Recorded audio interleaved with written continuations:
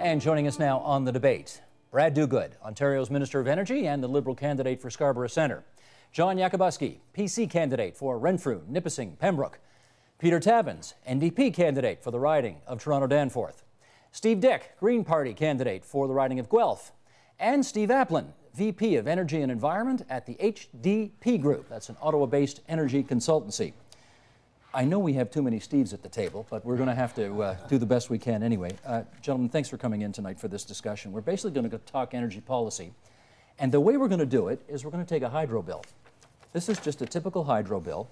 And we've got it, you know, as it is, broken up into different things: debt retirement charge, HST, the cost of the bill, all of that stuff. And that's how we're going to break up our discussion. And through the course of looking at the bill, we're going to find out your positions on these issues. Brad Dogood, to you first. The cost of energy seems to be going up. How come? Well, in 2003, we inherited an energy system that was in a virtual state of collapse. It had to be rebuilt. We had to make important investments in our energy infrastructure, rebuild our transmission system. We had to build new generation, and we've done that. We've built over 8,000 to 9,000 megawatts of new power. And we felt that we couldn't any longer keep polluting our air and impacting the health of ourselves and our children through dirty coal. So we felt we've got to get out of dirty coal. So we've moved from dirty coal to cleaner sources of power. And all these things cost money. And all of these you can't do for free. Now, to be clear, in the last year, because of our clean energy benefit... we're going to get to that. Hold off on that for a second, because that's part of the bill, and if it's part of the bill, it's part of the program. Okay, you got any quibbles with what he just said about why the prices are going up? Absolutely. It's their story and they're sticking to it. But the reality is that in the last couple of years, energy prices have escalated dramatically, and much of it is due to the feed-in tariff program that they've introduced, paying exorbitant subsidies to produce power from renewables, much higher than the market price of power. That has driven up the price of power dramatically. And when we talk to people, as you said in your opening, the price of power has got everybody on edge. And that's what we hear across the province continuously, is that people can no longer afford electricity increases like Dalton McGuinty has foisted upon them. Peter Tabuns? Well, I disagree with both of them, obviously. Okay. We look at a situation where, in fact, green energy contributes a very small amount to the increase. You had the environmental commissioner here on the show saying it was about 4% of that increase. The investments in nuclear, the investments in new gas-fired power plants, the refusal to come to terms with profiteering with the system that was set up by Harris and Eves, those are the things that have been drivers of the cost, not green energy. Steve? When I'm out talking to people in Guelph, and I talk to them about their electrical bill, I say, you know, here's your option. We can either, you know, give you a new air conditioner, invest in efficiency and conservation, or we can build a new nuclear generating plant. We've got Darlington, we've got refurbish. Is that going to be $6 billion, $10 billion, or 3 times that? All our nuclear plants have never come in on time or on budget, and that is why our electrical bills are getting higher. Okay, Steve Applin, you're here because you don't represent any political party, and you're kind of a, if I can put it this way, a reality check on all of what we hear around the table today. But let me get your take on it. Why do you think energy prices are going up? Partly because of the FIT program. The minister brought up the idea of new nuclear and the feed-in tariff. The feed-in tariff is driving price hikes, but not as high as some people might think. They're being held down, actually, paradoxically, contrary to what Mr. Tabuns, what Mr. Dick said, by the low price of nuclear. This is something that a lot of people don't realize. It's our second cheapest source in the province. The Liberal government has brought in 2 reactors at Pickering, 2 at Bruce, since they came into office, and that is what has produced most of the carbon reductions, and that's low-cost power. That's around an average of 5.5 cents per kilowatt hour. 5.5 cents per kilowatt hour compared to, for the feed-in tariff program, between 40 and 80? Well, no, the cheapest wind is 11 cents, so twice nuclear, and most wind is under the feed-in tariff is 13.5 cents. Then you go north of that to the microfit, where you get into the 80-cent range. Let me just understand, John Yakabuski. If the Conservatives were in power right now, are you saying hydro prices wouldn't be going up? We are saying they will go up a whole lot less than under this program, because contrary to what Peter says about the cost of the FIT program, or Brad, Canadian Manufacturers and Exporters Association, they released a report that said the feed-in tariff will lead to increases of $732 per year per home in the province of Ontario through the life of the program.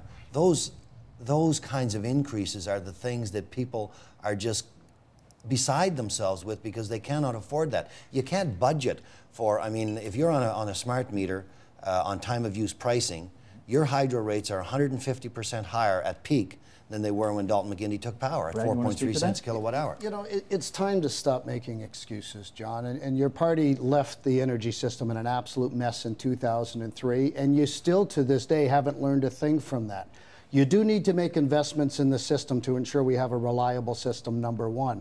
Number two, if you're serious about getting out of coal, and most of your caucus members aren't because they made comments contrary to that, you need to make investments to move from coal to cleaner sources of power.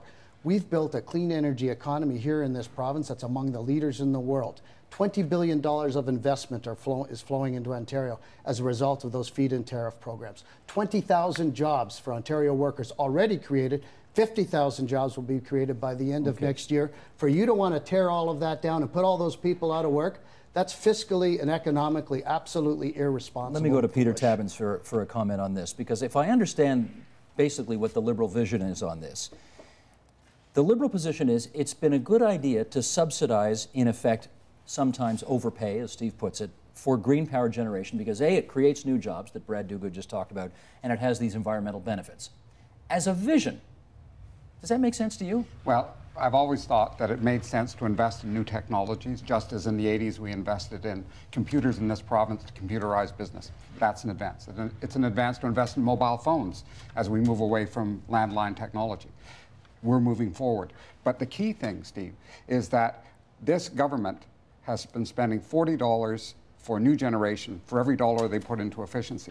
If they invested heavily in efficiency and conservation, that would balance things out. That would actually give us more affordable rates, but that's not where they're oriented. They're oriented towards building a very large nuclear plant in this province. And frankly, if you look at how nuclear is paid for in this province, a big chunk comes out of our tax bill.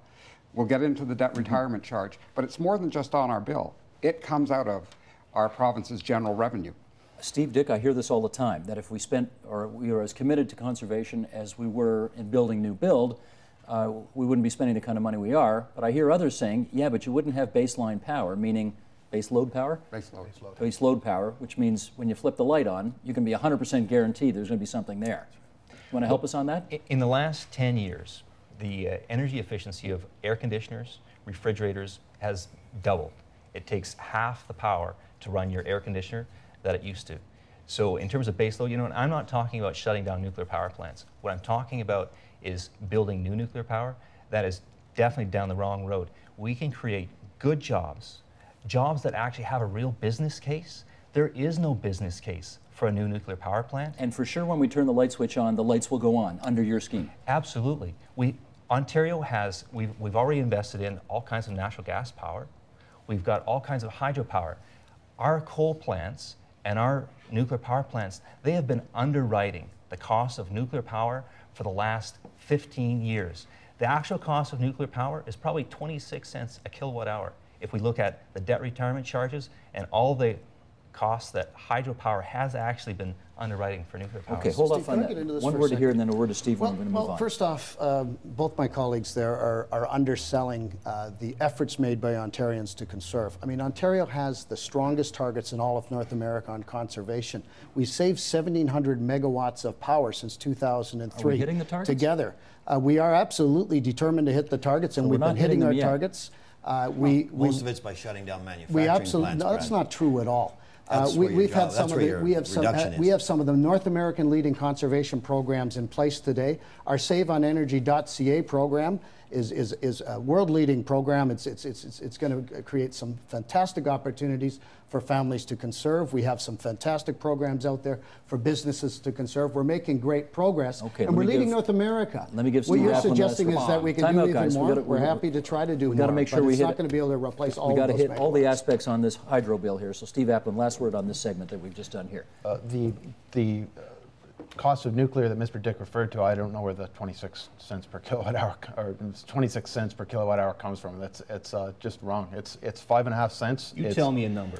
It's 5.5 cents. Tell me a number when you can actually insure a nuclear power plant. The decommissioning is included in the decommissioning and waste is included in the 5.5 cents. It's the second lowest rate in the province, second only to the hydro, and we couldn't build our hydro system and get the rates that we get out of it now. It simply wouldn't happen. It's the second lowest cost source in the province. Okay. The other sources are piggybacking off it. We're not seeing a gigantic skyrocket in the FIT rate, in the cost of FIT, because most of the power comes out of nuclear plants. Gentlemen, I'm moving on to the next item here on the bill, which is the Ontario Clean Energy Benefit, which is a 10% take off the bill. That's a credit that you get on your hydro bill instead of an addition. Brad Dogood, why is this on my hydro bill? Well, we're asking a lot of Ontarians, and we have been. We've been rebuilding our energy system. As I said, we're moving out of dirty coal to cleaner sources of power. We've reduced the amount of coal by 94%, which means cleaner air, healthier outcomes for ourselves and our kids. We've built this clean energy economy that's second to none. But we've had to make investments to get there. What the Clean Energy Benefit does is it provides this generation, families in Ontario today, with some assistance in getting through these investments. And according to the Ontario Energy Board, it's had the desired effect. Year over year, this year compared to last year, rates have remained flat for families in this province. Sean? Listen, the so-called clean energy benefit that they brought out with only under tremendous pressure from the opposition with respect to the cost of power that families were absolutely screaming about. This is a temporary measure. We're talking about real relief for Ontario families, and that is removing the HST from their hydro bills. We'll get to that. Yep. Okay, so I mean, and the clean energy benefit. Absolutely, we've said we're going to. Our relief will be on top of whatever is in place today, counter to what the Liberals have been trying to say. But let's go back to the to the benefit, which has been in place since January. And they're still advertising, spending millions and millions of dollars advertising it on television, which is a disgrace. And actually, it's part of their platform. I mean, it's supposed to last for another 5 years. Yeah, but this would have to be the first retro. It's already in place. People know it's 5 years.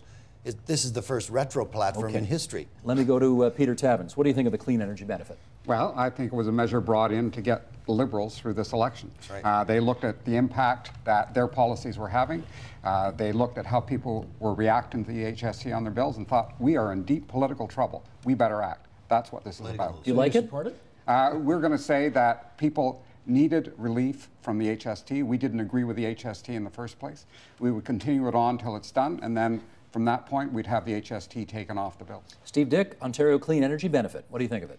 It's going to cost the Ontario taxpayer $1.2 billion per year to have this benefit, and is the most backwards thing that we can do to an electrical bill. How come? Because people who use the most energy benefit the most.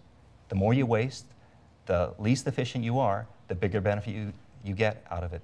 What we need to do is we need to invest in energy efficiency and conservation, so we don't have to build another nuclear power plant, because that's where we're headed.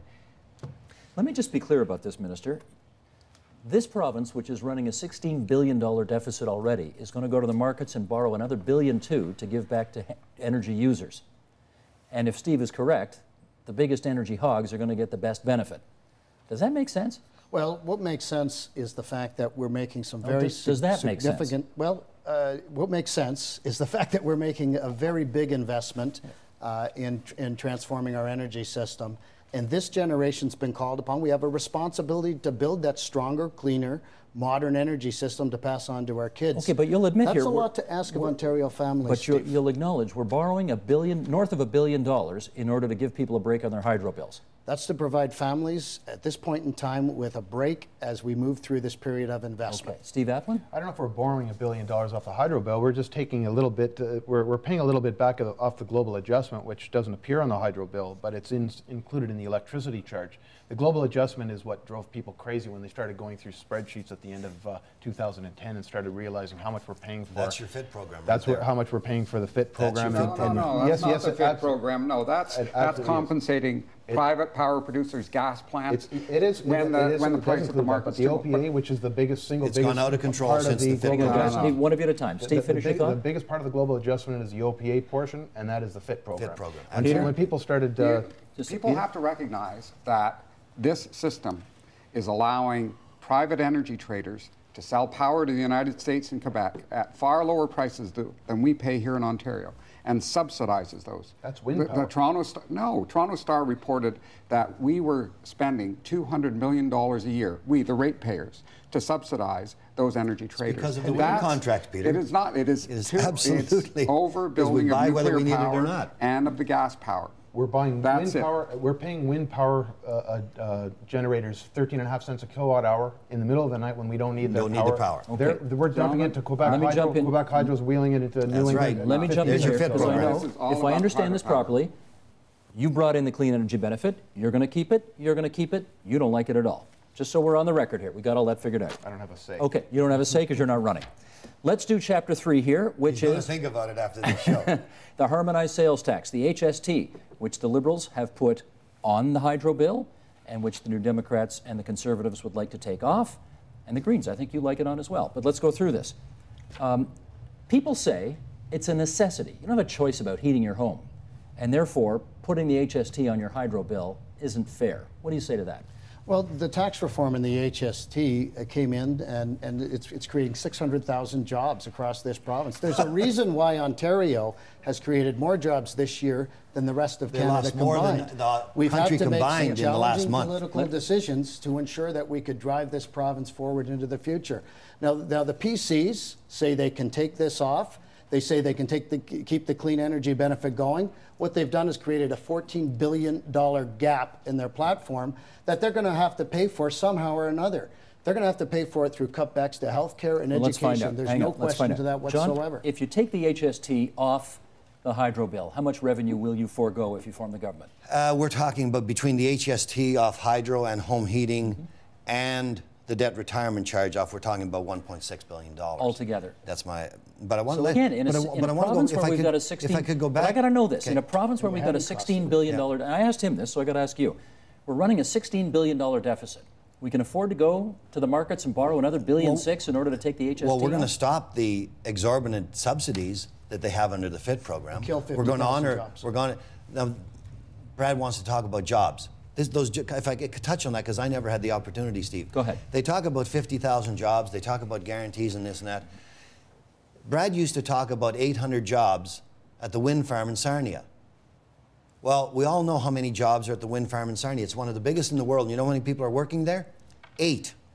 One of them's a security guard, and another one cuts And the how grass. many construction jobs came with That's that? very temporary how many jobs. So suppliers these got guys talk jobs out about of that? jobs. John, that's They not even an inflate it honest and way to invent portray it. that. But if we want to go back to the removal of the HST please. off the hydro bill, we're going to be able to do this because we are no longer going to be signing these exorbitant contracts. We're not going to go ahead with the Samsung contract that amounts to $1 billion of subsidies on power through the life of this contract will be for another 25 years. Killing a $7 billion investment in our $1 economy, billion 16,000 per jobs. year for the life of the contract. That's the subsidies. Plus, Steve, they froze out every other Ontario company out of even being able to bid for this contract and guaranteeing them unfettered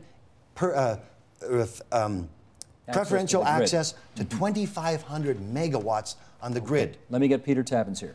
You also believe in taking the HST off the hydro bill. Yeah, How we come? opposed it in the first place. Never should've because been on. families are very hard pressed. They don't have the cash to deal with the expenses that are coming in. If they're going to actually make those energy efficiency investments in their home, they need help from Ontario, not more of a stick. When I started the energy efficiency program at the City of Toronto in the early 90s, when we would go out and talk to people, small businesses, they didn't have the capital to make any kind of matching investments. They could invest in energy efficiency if they had assistance from government. That's the case with families I talk to when I go door to door. Steve Dick? Well, I halfway agree with what you're saying. We do need to invest in efficiency, and it only makes sense if you're going to tax the installation of an air conditioner. Well, you need to tax the energy so you have an even playing field with it. And we can't go on borrowing more money and not actually taxing energy. Energy is going for Ontario to be successful in the future, for us to really create good jobs, good manufacturing jobs, we need to use energy more productively, and taxing it is part of that process. Steve Applin, never mind the politics. Talk to me about policy. Is it good policy to put the HST on your hydro bill? It depends what policy you're talking about. Is it good fiscal policy or is it good energy policy? Okay, you tell me. It's one of these. It's a matter of what your philosophy is. If you want to raise money, yes, it is a good idea. If you don't want to raise energy prices, then maybe it's not such a good idea. Mr. Dick is talking about. You seem to be advocating raising energy prices and thinking that's a good thing. I don't think it's a good thing. I think energy prices should be low. We're increasing the load in Ontario. We're asking people to live more cleanly. We're asking people to build up, not out. You need electricity for that. We shouldn't punish people by making the price of a absolutely essential commodity even more. If you keep the price high, won't people use less of it? Well, tell that to a senior citizen on a fixed income who lives in a downtown Toronto high-rise who needs to get to her 15th floor apartment. She's not going to walk up those stairs. An Olympic athlete's not going to walk up the stairs. Steve. So you're saying that I want to raise the price of energy. Well, you want prices to say higher. What I'm saying is that we don't actually have to spend more to receive the services that we need. Okay, if we invest in energy efficiency, and I've just pointed to air conditioners. Air conditioners are more efficient now than they were. If we invest in energy efficiency, and there's a whole range of ways to do this. That's not going to help a senior citizen in her apartment on the 15th floor. If I could just finish here. Totally. And I quite agree, you know, if the rates, if we're going to invest in a new nuclear plant, I'll tell you, rates are going to go up. There's no business case for a new nuclear plant, you know, despite what you say. There's no energy in Ontario if we don't. And if we actually invest in the energy efficiencies, people's bills will actually stay the same. Okay, one of the reasons that there is the line on your hydro bill that says debt retirement charge is because we have built a lot of nuclear power plants in this province, and we had to pay for them, and we have to apparently retire the debt. What's the debt at nowadays? 35 billion or something like that? 13 billion. 13 billion now? Yeah. 13 billion. It's come down a lot. Okay. It's come down from 20. All right. But that's not what the DRC is addressing. No, We'll get it's to about that. residuals. But it is the nuclear Then debt let's- retirement chart. Let's face it, that's what we're Okay, talking maybe I about. shouldn't have It's not all described that. nuclear. It's from Let's transition. Ernie Eves, stand by. Guys, let's go around the table here. Brad Dogood, the debt retirement charge. It's on the hydro bill. How come? Well, I wish it wouldn't have to be there, but in 2003, we inherited an energy system that had $20,000 in stranded debt. We've paid down about $1 billion a year since we've been in office. The stranded debt now stands at about $13 billion. You said 20,000, you meant 20 billion. 20 billion. 20 billion, okay. It'll now, I think it's estimated around 2016, 2017 or so, depending on interest rates, that debt will be defeased, which means that will come off the bills. But we can't wish it away, and I think that's what Tim Hudak wants to do. He just wants to pretend it doesn't exist. The Auditor General for the province, the provincial auditor, has confirmed what the debt is. It's there, it exists. We wish it wasn't there, but you can't walk into your bank and say, I think I paid enough, so I'm not going to pay anymore and keep your house. It's the same thing here. We need to be responsible, and we need to pay this debt down. There's no way around it. Well, there is a way around it. The Conservatives have offered a way around it. Yeah, What's your it's idea? gone. Well, first of all, the Liberals are completely misleading about what the stranded debt and how it's been parceled. The residual stranded debt, and that is right in the books of the Ontario Electricity Finance Corporation, and Brad, you know that, and you should be straight about it. $7.8 billion was the amount of the debt, the residual stranded debt, that was going to be the responsibility of the electricity consumer. Since 2002, when they started paying, they have paid over $10 billion towards that residual stranded debt. The consumer has paid their share. That's how it was split up. 13.1 to the utilities and 7.8 to the consumer. So why are we still paying it? That's what people have asked us. Why are we still paying it? Well, a Tim Hudak government is going to ensure that you get the relief that you deserve, because you've already paid it. Okay, John, you've paid your share. But having said that, where does the debt is still there? So how do you pay it off? The stranded debt belongs to the utilities. The consumer has paid their share. The consumer that is struggling, as Steve said, talking about that senior citizen who cannot pay their bill. How does it disappear? The stranded debt is the responsibility of the utilities, so it's up to them, not the consumer. And that's who will have to pay it. It's just reckless. That's reckless. Peter? That's extraordinary.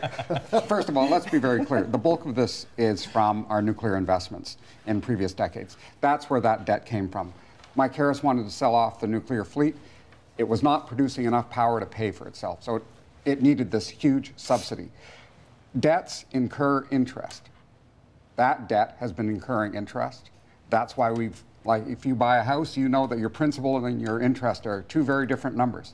And frankly, at the beginning of this decade, we've had since 2003, it's paid. And at the beginning of this decade, the Eves government borrowed money, which was added onto that debt, to keep electricity prices flat. Not a responsible approach. So we are stuck with a nuclear debt, on top of which was put this keep people happy debt.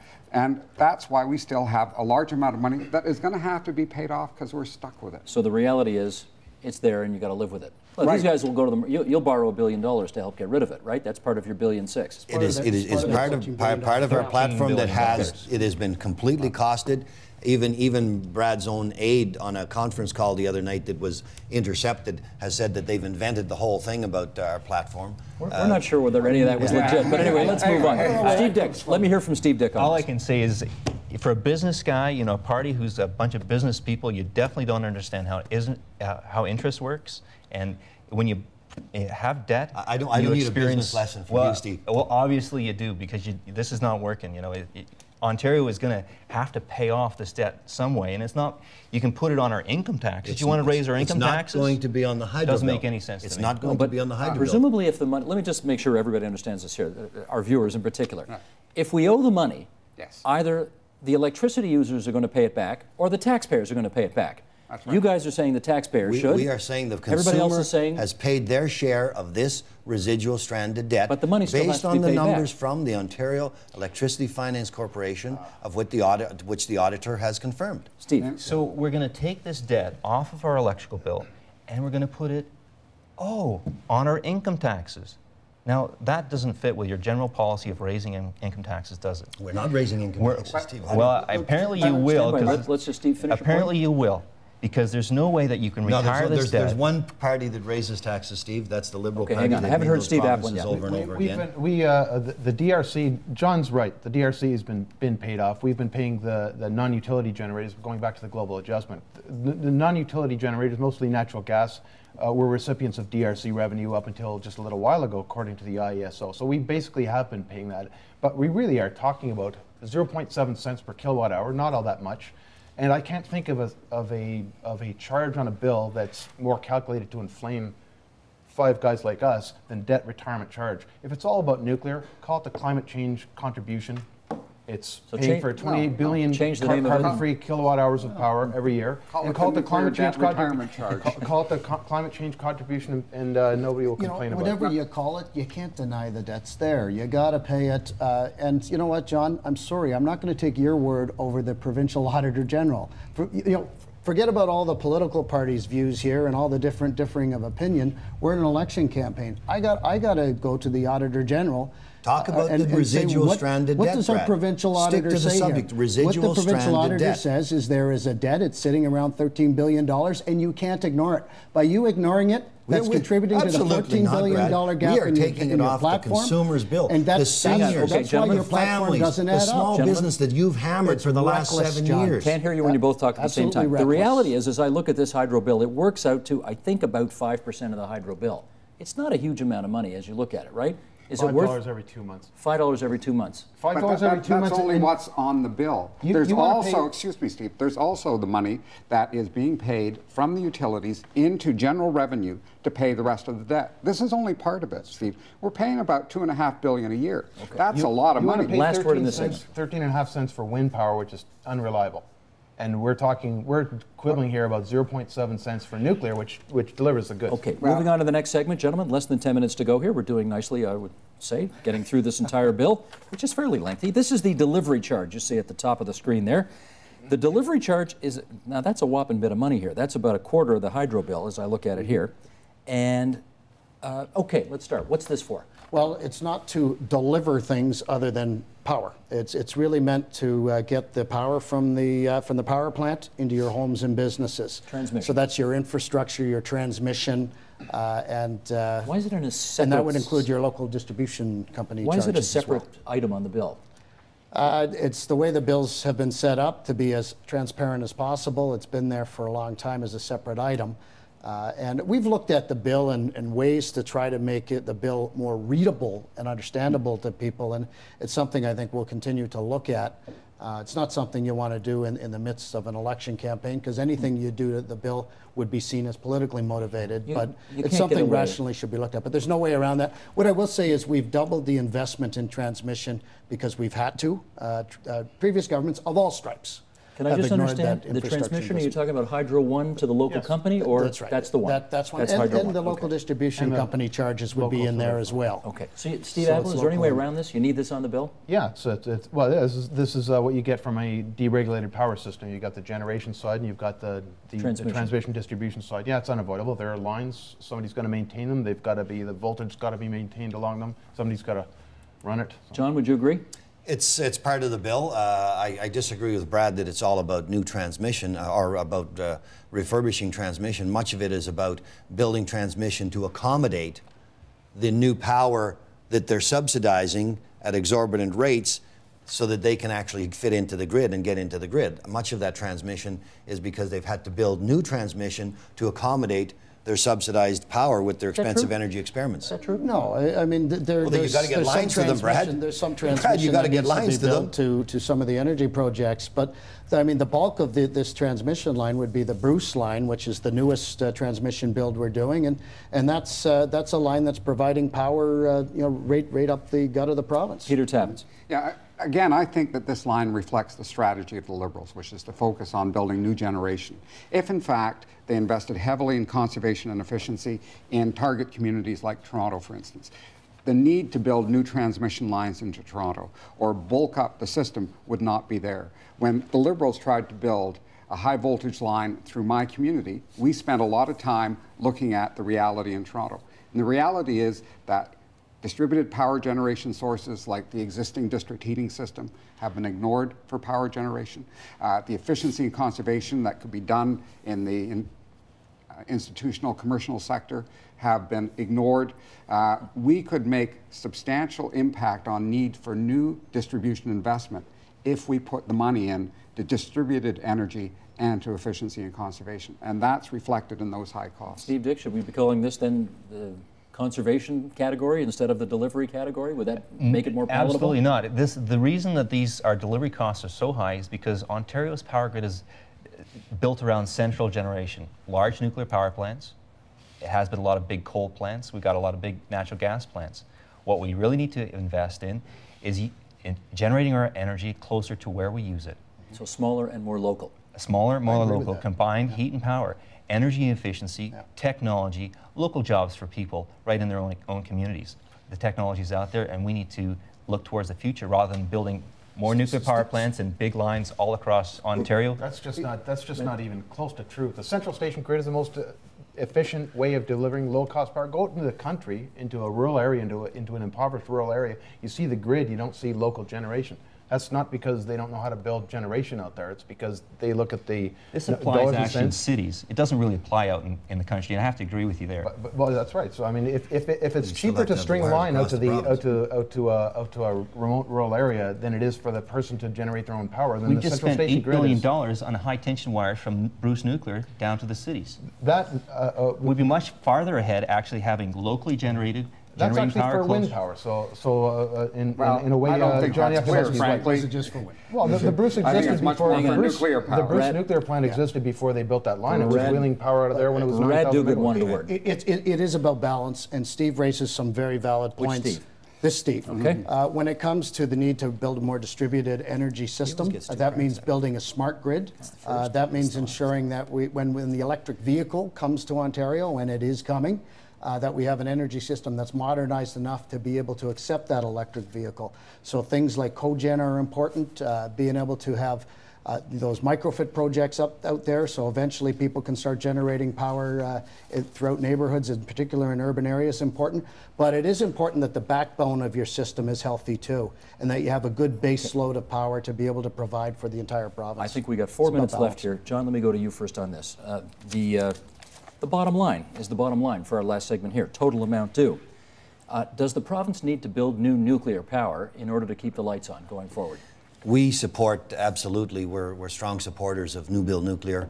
I look on the ISO website at least a couple of times a day, and on average we're 10,000, 11,000, sometimes creeping over 11,000. The reality is we're getting 11,000 what? 11,000 megawatts. We're getting over 50% of our power at any given time from our nuclear So fleet. we use roughly 22,000 megawatts a day, and we're getting 11,000 Well, from nukes? we're not up to 22 that every day anymore, but I mean... On a hot day, we are. Yeah. So we're getting a huge amount of our power from nuclear. They're dependable, they're reliable. So we believe that going forward, we're going to have to build new nuclear power plants. But you want me to touch on the bottom line? Sure. And that's where I think that separates us from the Liberals, who have done really nothing but drive the cost of energy up for the average homeowner, the family, the small business. Our policy of removing the HST from your hydro bill, removing the debt retirement charge from your residential and your small business hydro bill, and removing the HST from your home heating costs will bring an average of $275 of relief for your homeowner here in the province of Ontario. The bottom line? People are asking for that. Peter Well, Tabuns? the bottom line is that the Tories are just Liberals in a hurry when it comes to nuclear. They want to build a lot, and it will cost us a fortune. It will make that bill unaffordable for most people. If we're actually going to have a system that we can afford, we need to invest dramatically in efficiency and conservation and distributed power. That's where the future lies for us in this province. Steve Dick, can we do anything about that bottom line on the hydro bill? Well, you know, I really support the Green Energy Act in terms of generating renewable energy, clean energy, closer to being where it's being used. That's really an important part of creating jobs here in Ontario. Community-owned wind power is where it needs to go. Our wind power, the way the Liberals have rolled it out, has been so divisive and destructive in our rural communities.